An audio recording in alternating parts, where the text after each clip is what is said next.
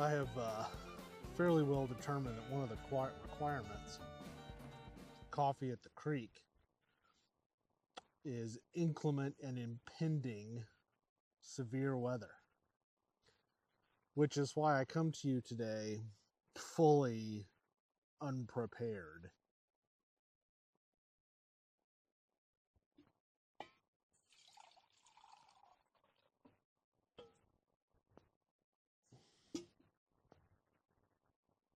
I had not intended to put an episode together today, but the weatherman and his abrupt honesty, of course, has predicted 4 to 8 inches of rain over the next few days.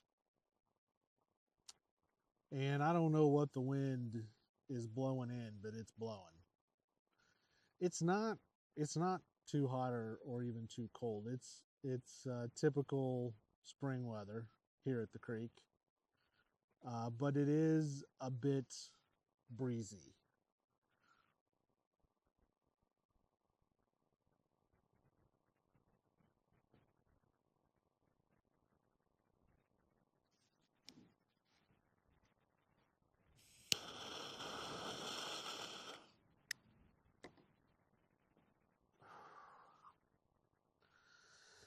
So this will probably be a short episode, but I do have some topics just to broach on briefly. But first of all, let's talk about coffee and let's talk about cigars.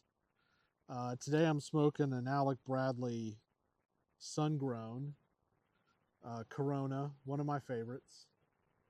It's on the list, as it were.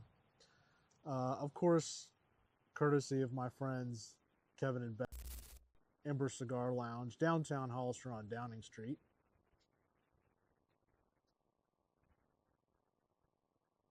Mm, boy, that's a good stogie. And I'm still experimenting with my blued and buried from Death Wish Coffee Co. And put together a pot in the percolator. And I've already had some because I made some coffee this morning. I had to make some more for this afternoon because we've got to have some coffee here. But it's the same as it was with the Texas pecan. I'm beginning to see a theme. The percolator brings out the vanilla more than it does the blueberry. So the more savory side of it. You can still taste the blueberry. It's still got a sweet kind of tinge to it, but the vanilla's front and center in the old blued and buried. It's good. I am beginning to kind of have a revelation that I like the percolator coffee. I usually just make my coffee in a coffee pot, just a plain old bun coffee pot. And but I like the percolator, and I actually have my eye out for an old school electric percolator like my dad used to use. I can still smell that, the smell of my dad making Folgers in the percolator in the morning. Those are the memories that never leave you.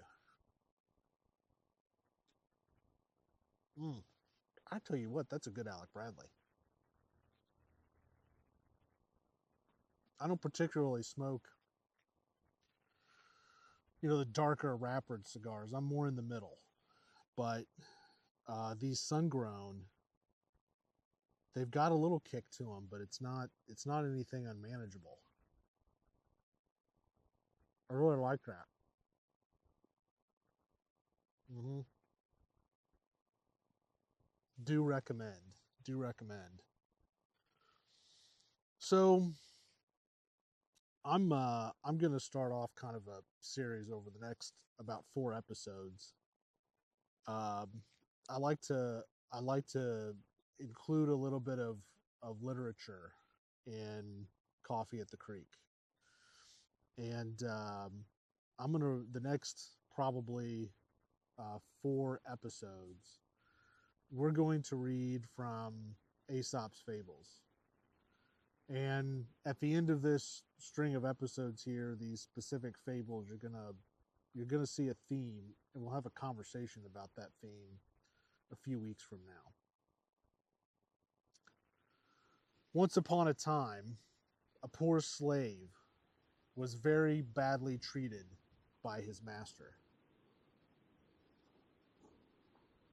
He was beaten and starved, and so he ran away.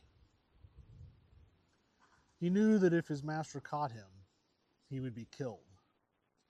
So he decided the safest place to hide would be somewhere in the middle of a great, hot, sandy desert. As he wandered about the desert in search of food and shelter, he came to a cave. It seemed to be empty, and he entered it. He sat down on a rock, and then suddenly from behind him there was a roar. He looked over his shoulder and he saw an enormous lion. He closed his eyes and he made ready to die. But the lion didn't spring on him. It came forward, whining and fawning. The slave saw it and saw that it was lifting one of its paws. The lion put its foot onto the slave's knee. It was swollen and sore. The slave lifted it very gently and examined it. There was a large thorn embedded on the ball of the foot. Carefully, the slave pulled out the thorn. He cleaned the wound and he bound it with a piece of cloth torn from his own tunic, and soon the wound healed.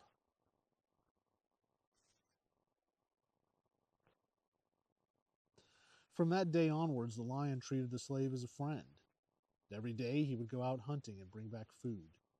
The slave would make a fire and cook the meat.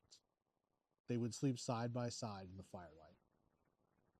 After several months, though, the slave began to long for human company. He said goodbye to the lion and made his way across the desert to a city. As he approached the city, it so happened that his old master was riding along the same road. When he saw the slave, he shouted, "Seize him, seize him." The slave was captured and condemned to death. "And it won't be a pretty death," said his master. "You'll be thrown to a wild beast and eaten alive."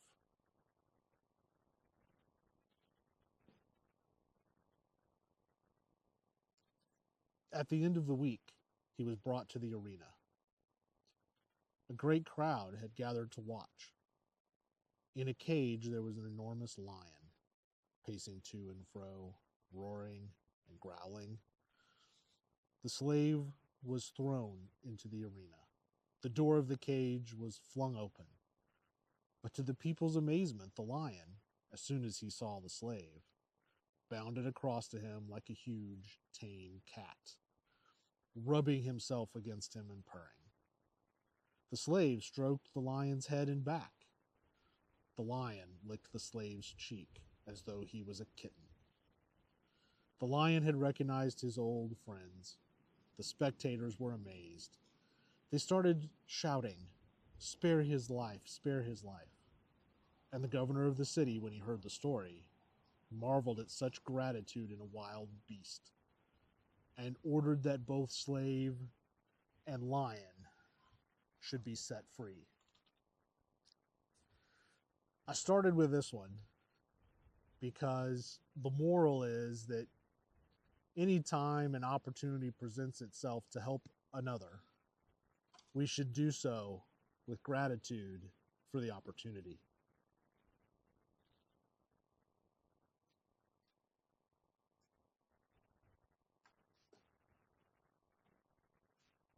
And I considered this in light of this past weekend, when on Saturday we hosted and I had the privilege to instruct the very first Missouri concealed carry combined with the NRA basic pistol certification class here at Thorpe Creek Private Shooting Range.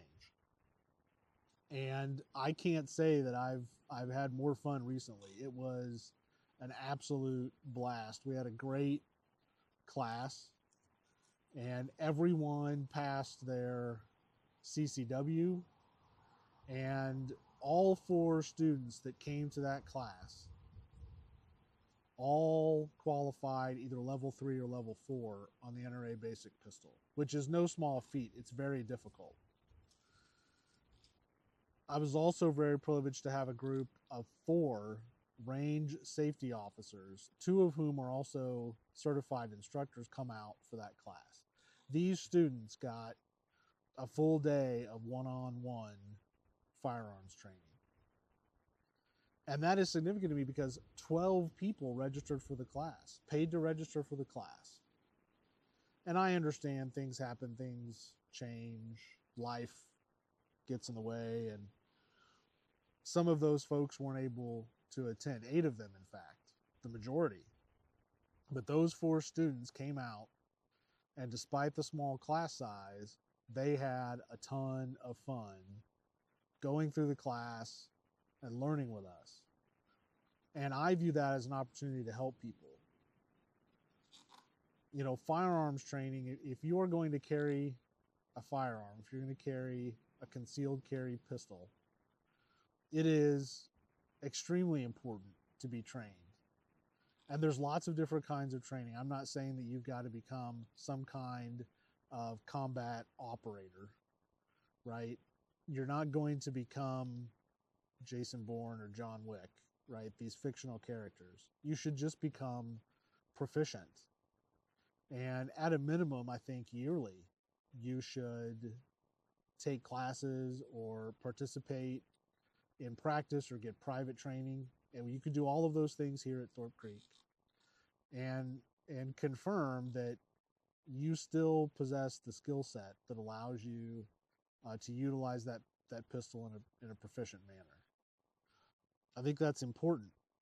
And for us, it's important to provide the opportunity for you to come here and for us to help you do that. And I learned a lot in that class. Like, we were already completely tearing down the deck for that class and redoing it because I liked the way the class flowed, but I could tell that it could be better, and so it will be better. Incidentally, we have another class coming up, another CCW class. This one on May 3rd is specifically for a group of people that are near and dear to my heart because I'm part of that group, and that is for realtors. So if you're a realtor anywhere in southern Missouri, you should contact us, which you can do through the website, thorpecreek.com. You can email us, members@thorpecreek.com, or you can contact me through any of the various means through which realtors contact one another, and we'll get you set up for that class. And that class is specifically for realtors and specifically built for realtors around training items and topics that are specific to the real estate industry. Then we have another CCW class on June 21st. Again, you can find that on the website, thorpecreek.com. You can sign up for that. And we hope that all the folks that weren't able to be here last weekend here in March can come to that class in June. And we have a spot reserved for them. We want them to get to complete the class.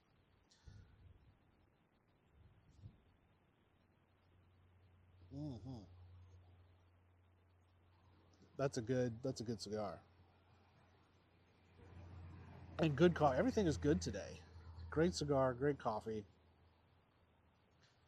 I mean, and the weather's pretty good. It's just windy, right? It's what's coming in that's not good. And I plan on being firmly indoors when that comes down. So, sign up and take one of those CCW classes. I think you'll find that, of course, we have the best CCW classes in the state of Missouri.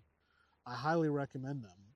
And that's because I teach them. And so they're here at my range. So I feel like I should probably highly recommend them, shouldn't I? And watch the calendar. We've got a lot planned after the summer.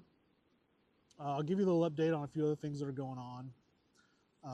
We are going to do two small projects that add up to something pretty big. One is we're going to pour concrete and we're going to get our Wobblebird machine installed here at the Wobblebird stand, and we still hope to have that ready middle of April, I hope, within the next 2 weeks.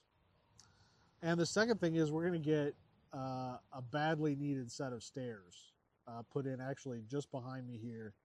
We have a trail that accesses the education building, but you know, despite the trail, folks like the most direct route, and I get it. So we're going to get a set of stairs poured in here and pretty those up, and just the ease of access will increase. So you'll have both a set of stairs and the trail to traverse to access the education building. So those are two improvements. We have ongoing berm work this spring. We're raising the height of the berms and adding fresh dirt. We've been overseeding. We just seeded up here some new dirt and some nice straw and some seed we've put down for more wildflowers up here by the ed building, and so that'll be coming in. You know, it's just all about continual improvement. We're continually improving the range. We want to help you continually improve your skills, your skill set.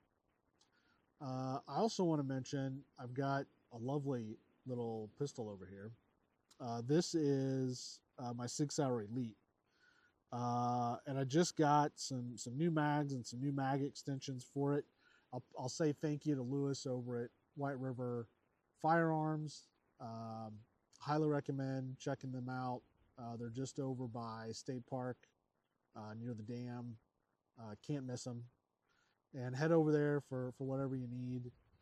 Big fan of a 1911, and finding a good set of good mags in general for 1911s, and then finding some good mag extensions is tough. Lewis can take care of all that for you, whatever you need for your firearms.